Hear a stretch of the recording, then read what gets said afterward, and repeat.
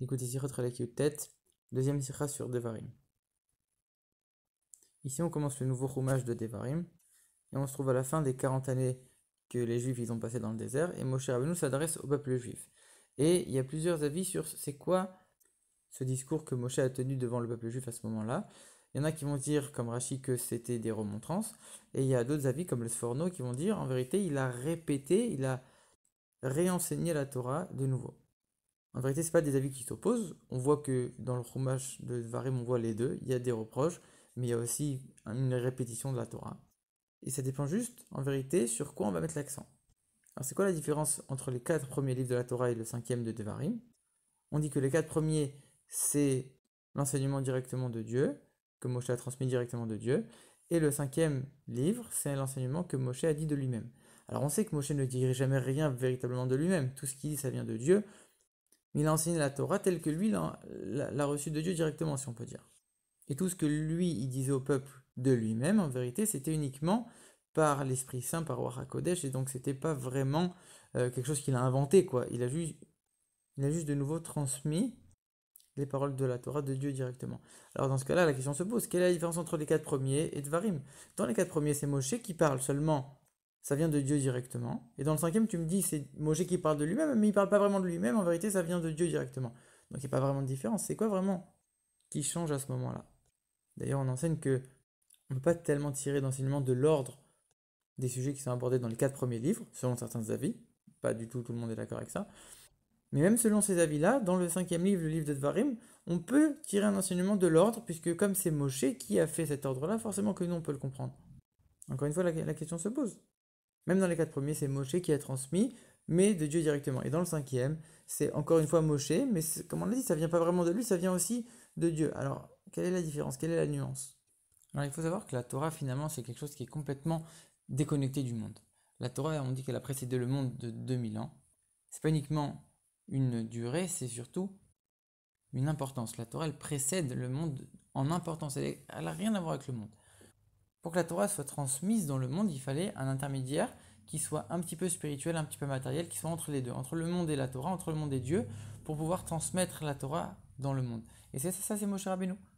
Comme il y a un endroit où on dit qu'il était moitié Dieu, moitié homme, il était moitié divin, moitié humain, moitié spirituel, moitié matériel. C'est-à-dire que c'était le seul qui était capable de faire ce rôle d'intermédiaire. D'un côté, il était complètement soumis à Dieu, il n'existait quasiment pas. Il n'était que le prolongement de Dieu. Mais d'un autre côté, Moshe Rabbeinu, c'était quelqu'un d'extrêmement intelligent, d'extrêmement sage, d'extrêmement riche, d'extrêmement grand. C'est-à-dire qu'il avait toutes les qualités matérielles qu'il fallait aussi. Et donc c'était l'intermédiaire parfait. Maintenant, on voit que quand on transmet quelque chose, il y a deux manières de le faire. Première manière, on est uniquement comme un tuyau qui transmet la chose. C'est-à-dire que la chose n'a pas du tout de changement après être passée par nous. Ça, c'est ce qui s'est passé dans les 4 premiers livres de la Torah. Dieu a transmis la Torah directement à Moshe Rabbeinu. Moshe Rabbeinu, il n'a fait que retransmettre au peuple juif sans aucun changement directement de Dieu. Il y a une deuxième manière de transmettre, c'est quand l'enseignement de Dieu va s'habiller dans l'intermédiaire, va s'habiller dans Moshe Rabbeinu. Lui va l'intégrer, il va la développer, il va s'unir avec cet enseignement, et après il pourra le retransmettre aux juifs de la manière qui leur convient à leur niveau pour que eux puissent l'intégrer, la comprendre à leur niveau, selon leur degré de compréhension et d'appréhension. Et ça, c'est le livre de Devarim. Et maintenant, on comprend pourquoi il y a cet avis qui dit que dans les 4 livres, on ne peut pas enseigner l'ordre des sujets qui sont abordés, parce que finalement, ça vient de Dieu directement, c'est un ordre que nous, on ne peut pas comprendre. C'est sûr qu'il est important cet ordre, mais ça ne peut pas être un enseignement pour nous on ne peut pas le comprendre, selon cet avis. Mais en ce qui concerne le 5e livre, là c'est Moshe, et Moshe il fait que en fonction de notre compréhension à nous, donc forcément qu'on peut tirer un enseignement de l'ordre que Moshe a décidé dans le livre de Devarim. On pourrait se poser la question, pourquoi Dieu a décidé de faire comme ça? Pourquoi le 5e livre n'a pas été comme les 4 premiers? En vérité, quand l'enseignement il est transmis directement, sans cet intermédiaire, sans changement, alors ceux qui reçoivent cet enseignement, les juifs, ne peuvent pas le percevoir de la meilleure manière qui soit. Donc ils n'en percevraient pas toute l'essence et toute l'importance. Ils n'en percevraient qu'un reflet. Et donc on n'aurait pas profité de la Torah, on n'aurait pas intégré la Torah de la manière la plus parfaite, puisque on n'aurait pas intégré toute sa profondeur, toute sa perfection. Alors que quand Moshe Rabbeinu vient et il explique pas uniquement ce cinquième Chumash, c'est tous les quatre premiers livres qui sont passés en revue. Donc grâce à ça, c'est toute la Torah entière qu'on va pouvoir maintenant intégrer, comprendre, et ça va si loin que Moshe Rabbeinu il a fait en sorte que même n'importe quel juif, même celui qui est du niveau spirituel le plus bas, qui est a priori loin de tout, même lui, il a la capacité de comprendre la Torah puisqu'elle a été mise à sa portée. Donc c'est ça toute l'importance de ce cinquième livre. Maintenant, on pourrait se poser la question, comment c'est possible de réunir deux niveaux qui sont tellement opposés, tellement loin? D'un côté, la parole de Dieu qui est infinie, d'un autre côté, le fait que nous, qui sommes limités et qui sommes des êtres humains, on va complètement intégrer cette parole-là. En vérité, ça c'est possible uniquement grâce au niveau le plus profond et le plus élevé de Dieu.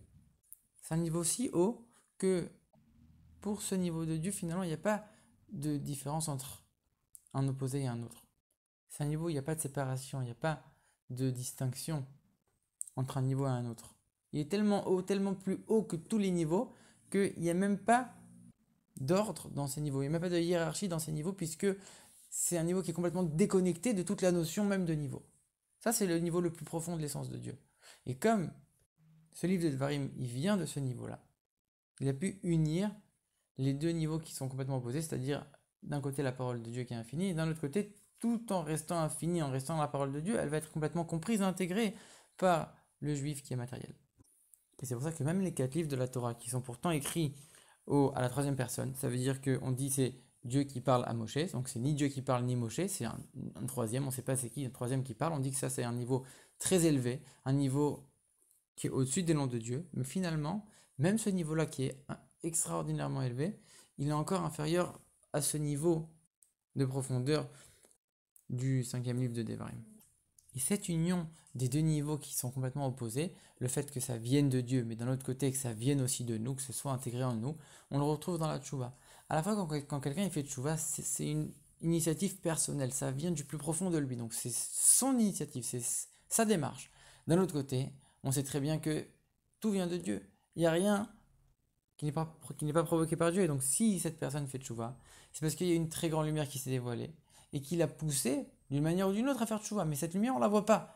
C'est quelque chose qui est complètement voilé. Et donc du coup, on a l'impression que c'est entièrement sa démarche et son initiative. Et c'est vrai, il a aussi sa part de mérite. Donc à la fois ça vient de lui, c'est son effort, mais d'un autre côté, ça vient complètement de Dieu. On a l'union des deux aspects. Donc ça, c'est un petit peu le livre de Devarim, mais c'est pour ça que finalement, on dit que c'est des paroles de reproche de réprimande qui amènent à faire tchouva. Donc comme on vient de dire, on voit le rapprochement. Et également le fait de répéter toute la Torah. Et finalement, de la même manière qu'on voit que juste avant de rentrer en Israël, ils ont eu besoin que Moshe vienne leur enseigner Devarim, répéter la Torah pour qu'elle soit à leur portée. De la même manière, nous, avant la venue de Mashiach, on va encore retourner en Eretz Israël, on a besoin de répéter la Torah avec encore un aspect nouveau qui rendra la Torah beaucoup plus à notre portée. Et ça, c'est le dévoilement de la Chassidoute. Et en particulier la Chassidoute Rabat, qui permet à la fois de dévoiler la parole de Dieu telle qu'elle est, la parole de Dieu en tant que telle, mais d'un autre côté, faire en sorte qu'elle soit accessible et intégrée par nous selon notre niveau. Donc ça, c'est la préparation pour entrer en Eretz Israël, exactement comme le Chumash de Devarim. Et comment c'est possible d'avoir cette union de deux niveaux opposés, comme on a vu? C'est exactement la même chose. La Chassidoute, c'est l'essence de la Torah, c'est la Yechida de la Torah, le niveau le plus haut. Comme on l'a dit, le niveau de profondeur le plus fort, en vérité, c'est ça qui permet l'union des deux opposés. C'est exactement la même chose. Et c'est pour ça qu'il faut dévoiler les sources, diffuser les sources de la Chassidoute à l'extérieur, pour faire en sorte que à la fois il y ait une union à la fois de la source elle-même de la Chassidoute, la parole de Dieu elle-même, avec le niveau le plus bas. Et ça, c'est la meilleure préparation à la venue de Mashiach, parce que quand Mashiach viendra, on verra que toutes les choses les plus matérielles, tous les niveaux, toutes les choses qui ont un niveau extrêmement bas, seront complètement unies avec la parole de Dieu. Et on verra qu'en vérité, elles proviennent de l'essence de Dieu directement. Mais à ce moment-là, on le verra de manière claire.